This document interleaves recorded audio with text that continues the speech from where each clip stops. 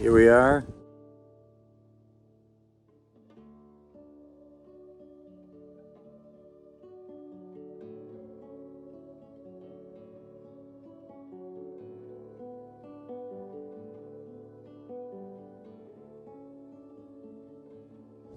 At Pine Tree.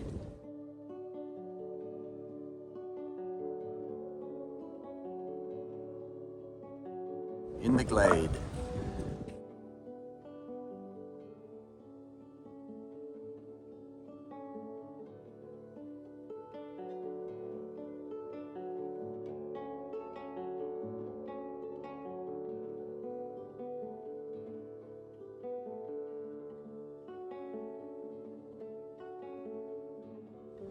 And we have Brownie getting ready to carve me an owl, but he's not doing what he's supposed to be doing. Get back over here, okay? Brownie, tell us what you're gonna do. So we're gonna make an owl, and I'm gonna give his face right here. And when you carve birds, the appealing part of a bird is their side feathers. So I'm gonna have his side feathers here, and he's gonna be looking over his shoulder down at the glade, and you'll get a broadside shot of him, and it makes him real pretty. And see how it goes. We'll have fun. Good. Have some fun. Thank you, Brownie. What kind of wood is it? This is holly.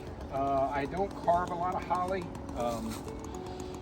I've done one small bear, so I'm not sure how it holds up. Holly holds a lot of water, and it's a real dense wood as far as like fibrous. So it should hold up well, hopefully. This was a tree, a real live living tree just a couple weeks ago. So, all right. It's still real wet, which makes carving a little bit more difficult. Good. But, well, like I said, we're going to have some fun, see how it goes. If we don't like it, we'll cut it down and use them for firewood. All right. Thank you, Brownie. It's got an 18-inch bar, and the nose is a little bit bigger. It's just a little bit bigger than what they call a toonie bar. Right. A toonie bar is a Canadian quarter. Right. And they make them up in Canada, so they Okay. call them toonie bars.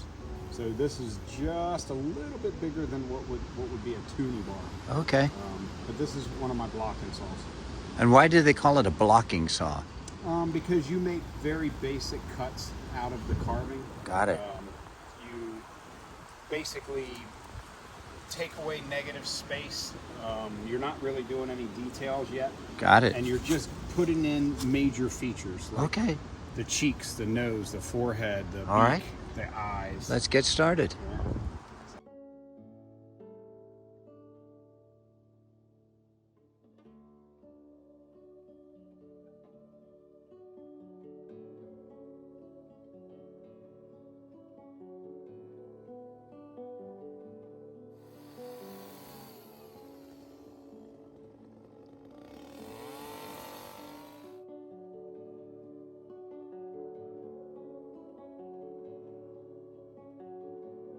It's really great because he's real light. He only weighs 9 pounds, so it's real easy on my arm. And then this is what's called a quarter tip carving bar from Oregon. It has a real small chain, quarter pitch drive, little tip here. And the reason that the tip is good is because only one tooth goes around the end of the bar at one time. So the saw doesn't kick back on you, Got it. and it's a lot safer. So if you have a bigger bar with a bigger nose, this is the nose. Got it. More teeth are going around the nose at one time. Come down, buddy. Come Wow. down. And that's where saws kick back on you and you cut. Cool. Well, let's get started.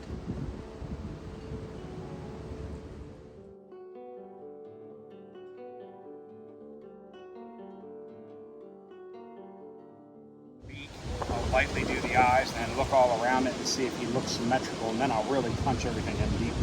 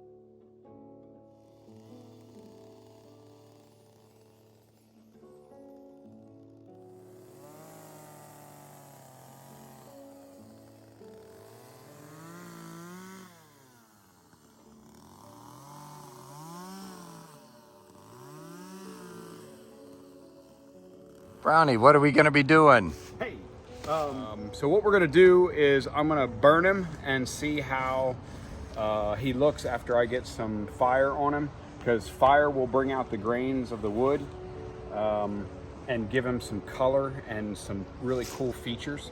And so we'll see what happens after I start to torch him a little bit. Let's torch him. Okay.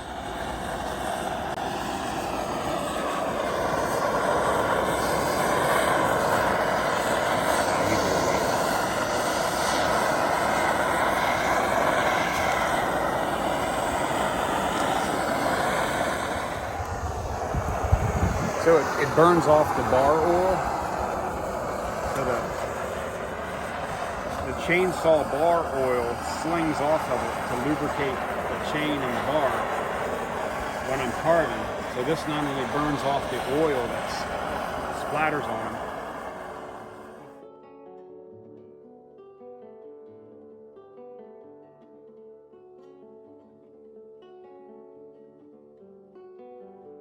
It just gives it a little bit of 3D, you know, shadowing, shading.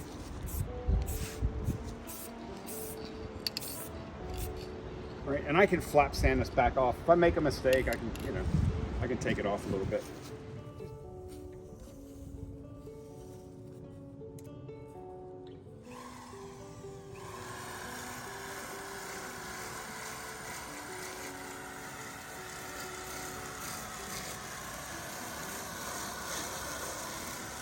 Leave some yellow in his eyes.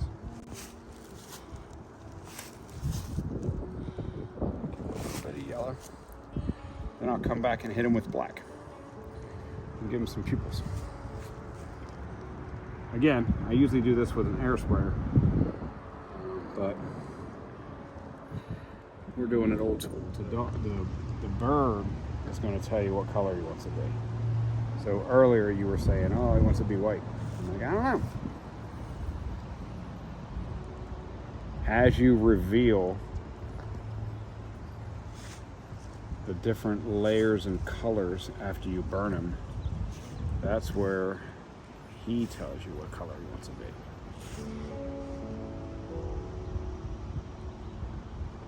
Off the planet when I get some pupils. And yeah, he'll look good. He'll look good.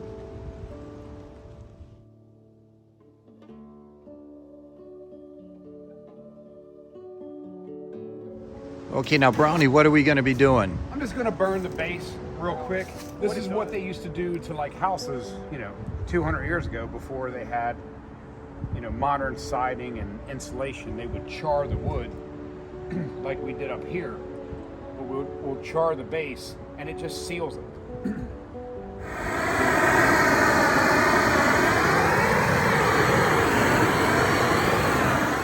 Brownie, Yeah. that is absolutely cool. Break out the big tools. So did you learn to do that in like Boy Scouts and stuff like that? Do you rub two owls together to start a fire? So Is that what you do? Now, and all this white, Yep. that's actually burning right now. Wow. So you want to brush that off.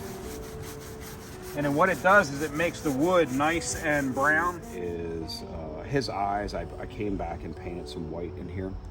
And I just want the white to pop from a distance. So I'm just gonna feather in a little black around the edges here. Man, this side's gonna look even better. Yep. Looking so good.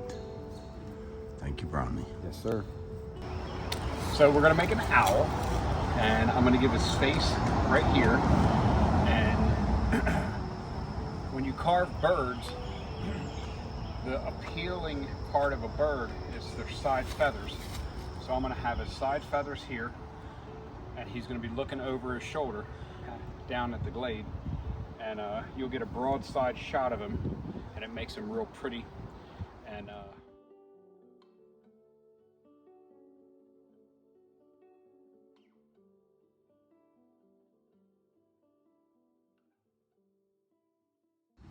Thank you, Brownie. yes, sir.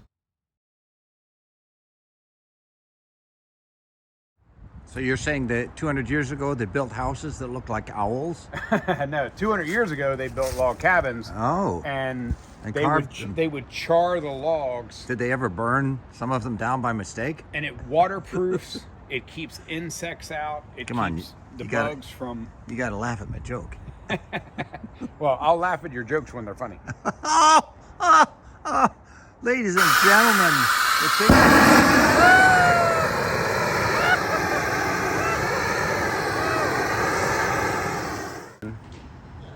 A little accent. What kind of an accent are you doing? And yes, this is a German accent. German accent. Is this a German owl? Right. This is a German owl. That is a terrible accent. I know. Are you naked? No, sir. Okay, fine. Am I naked? We don't allow nudity while things are coming. Am I nudity? Yes. I see.